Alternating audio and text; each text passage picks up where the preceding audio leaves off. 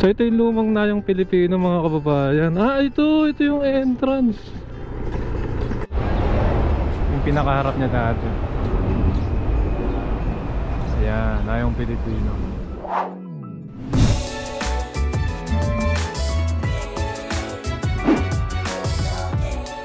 Magandang araw mga kabayan. Noon ngang Marso 18, 2024, sa isang press conference ay inilahad ni SMC President Chief Ramon Ang kanyang plano para sa bagong NAIA. Ang San Miguel Corporation ang nanalo sa bidding upang maging private consortium ng gobyerno para mapaganda, mapalawak at mas ma-maintain pa ng maayos ang NAIA. Sa press conference ngang nabanggit ay balak ni Mr. Ramon Ang na gumawa pa ng isa pang passenger terminal na magiging NAIA Terminal 5 upang di umano ay ma-decongest pa ang paliparan.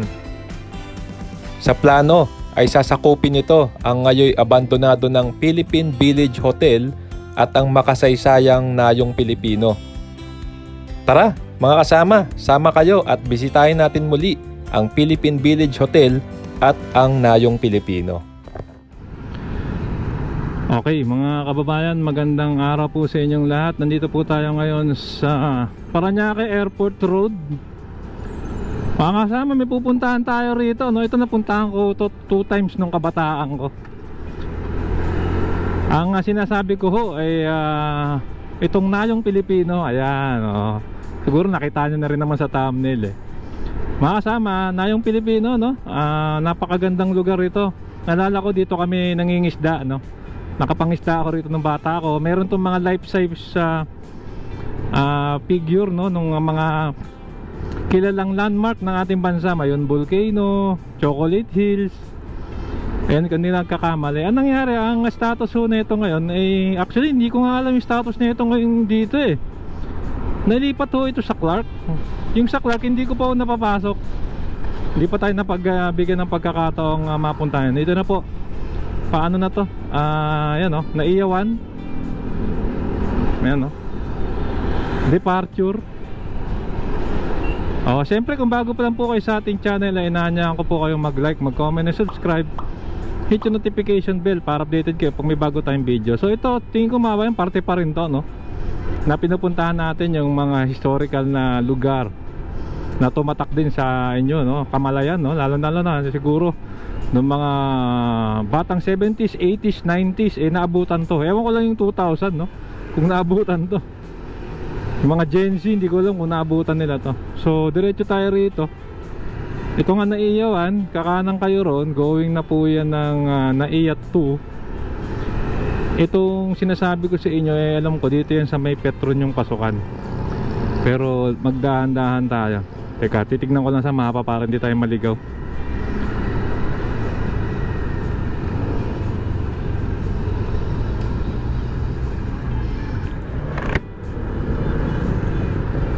Alright, so tinignan ko sa mapa, kakanan yata tayo. So tignan natin mga kabayan. Grabe traffic.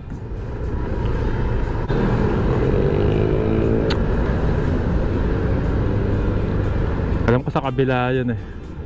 Pero hanapin natin.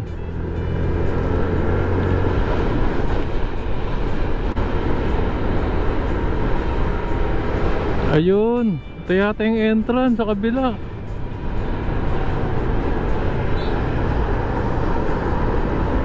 Parang nag-U-turn na ako ron.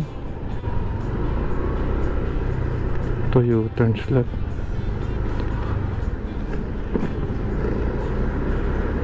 Tingnan, ito pala.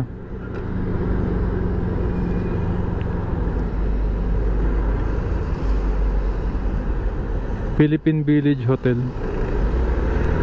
Taon nga natin.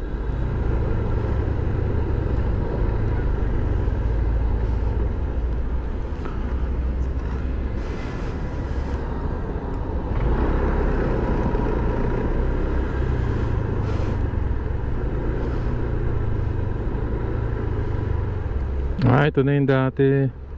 Parang private na siya.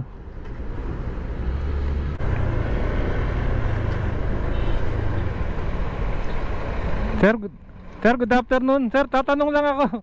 Ito ba yung lumang Nayong Pilipino? Dito yun?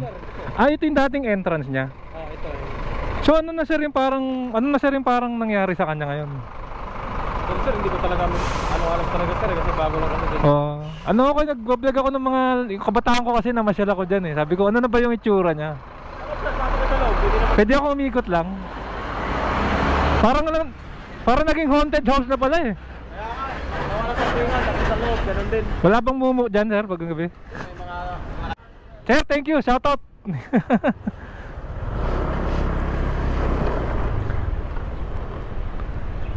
Tignan natin, pwede naman daw pumasok. So ito yung lumang Nayong Pilipino mga kababayan. Ito yung entrance.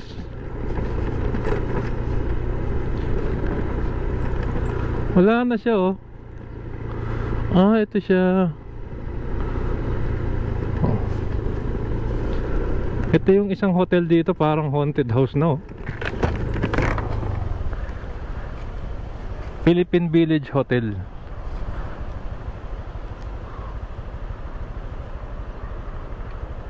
Wala na, parang gigibain na ito.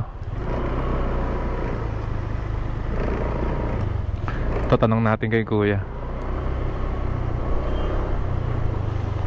Sir, magandang umaga. Tanghali ho. Actually, nagbablog ako ng mga historical sites na yung Pilipino. Ito talaga yung pakay. Ano na sir yung status nito ngayon? Ano na siya? Para bang gigibain na ba siya? O wala na talaga?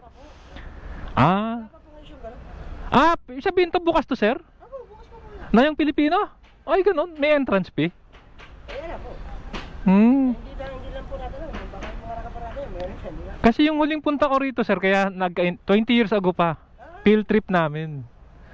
Kaya sabi ko, kamusta na kaya? Nami-miss ko lang ba? Habang nagmo-motovlog ako, sabi ko, sige sir, tignan ko na rin kasi nangingisda ako dyan eh, yung tilapia. Sir, thank you shoutout sa'yo sir. Tignan natin yung kalagayan. Thank you po. Bukas pa pala to. Ito na yung admin. Bukas pa raw. Sige nga. Saan ang entrance niya?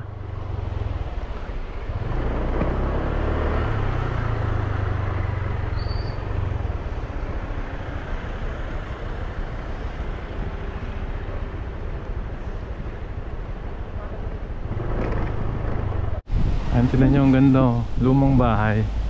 So hinahanap na natin yung entrance. Parang dito naging parkingan na pala to ng mga airport taxi. Pero marami pa rin puno. Tingin ko ito na yung entrance. Tignan natin.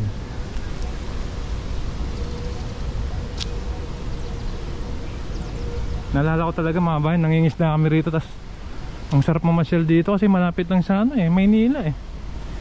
Tas diretso kayo Baclaran, Simba. Ayun yung paligid may mga parang nahatak yatang mga sasakyan to. Sayang parang saan taas ng puno? Anong puno to? Ito yata yung Malasigi.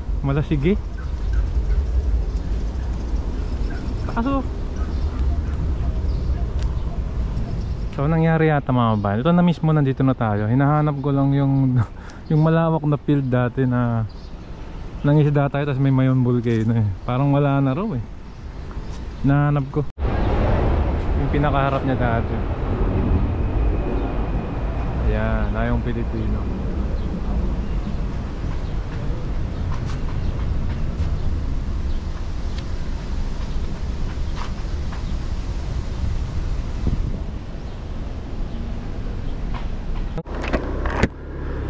Okay mga kababayan, hanggang dito na lang pala talaga to. So ikutin lang natin naging parkingan na nga lang siya. So ganito na siya ngayon.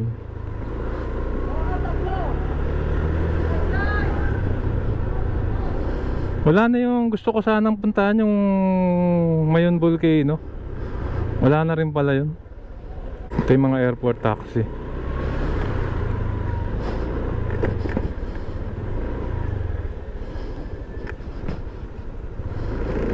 So ganyan.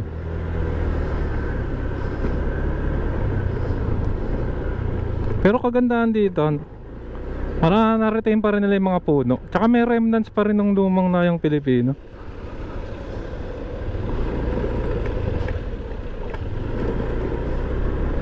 Oh, wala na rin daw talaga yun. Sayang, no? Re-reminisce sana natin yung kabataan natin. Kahit man lang makita ko, sabi nga nila wala na. Ay, wala na tayong magagawa sa ganun.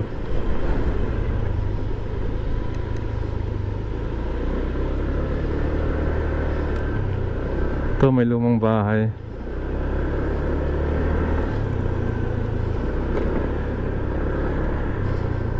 Ngayon, tingnan nyo, mga kasama, marami pa rin puno, nakakatuwa.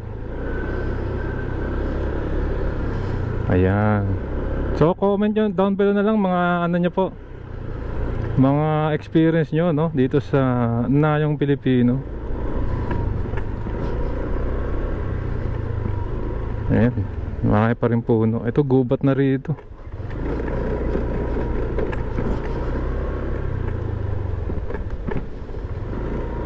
Wala, Pagcor Complex, wala na. Balik na tayo. Alright. So ito na po, no, yung ating Nayong Pilipino muling pagbisita. At talagang wala na, no. Ang talagang working na lang yung nandyan sa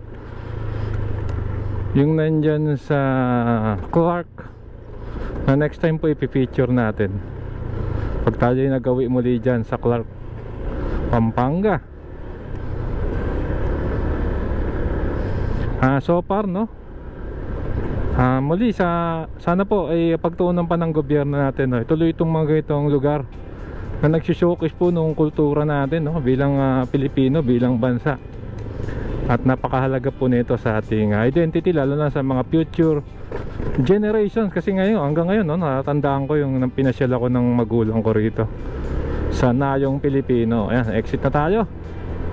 Mga kabayan, muli huwag nyong kalimutan i-share ang inyong mga Nayong Pilipino stories.